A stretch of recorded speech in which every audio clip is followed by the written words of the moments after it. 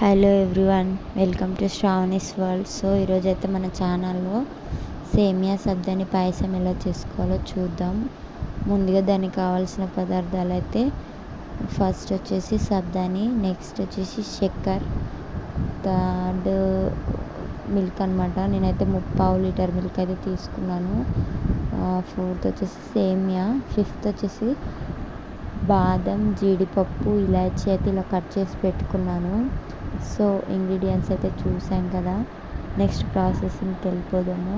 ముందు stove on చేసి పాలైతే మరిగించుకోవాలండి. పాలైతే బాగా మరగాలన్నమాట.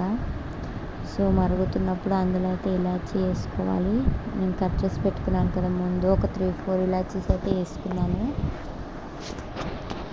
నెక్స్ట్ అయితే సబ్జాని అయితే వేసుకోవాలి.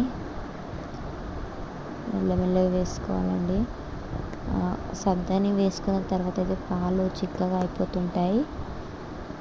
బాగా అవి అనేది వేసిన తర్వాత పాలు చల్లారి మళ్ళీ మరగడం స్టార్ట్ అవుతాయి కదా, అప్పుడైతే పాలు మొత్తం చిక్కగా అయిపోతాయి అన్నమాట. అప్పుడు కొద్దిగా వాటర్ వేసుకోవాలి. ఒక గ్లాస్ వాటర్ వేసుకొని అందులోనే సేమియా వేసుకోవాలండి.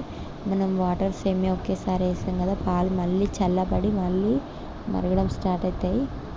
సో అవి పాలు చిక్కబడతా ఉంటే మనం కొద్దిగా వాటర్ అయితే యాడ్ చేసుకోవాలి. నేను మళ్ళీ వాటర్ అయితే యాడ్ చేసిన, కానీ ఇక్కడ వీడియో అయితే స్కిప్ అయిపోయింది.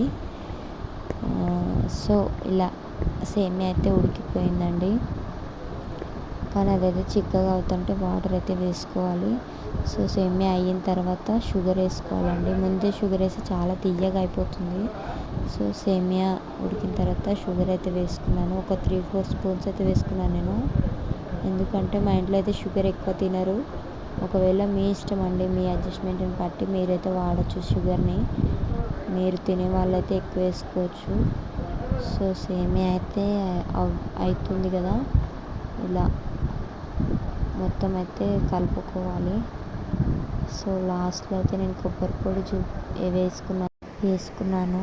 అలాగే బాదం, జీడిపప్పు కట్ చేసి పెట్టుకున్నాం కదా, అది కూడా వేసుకున్నాను.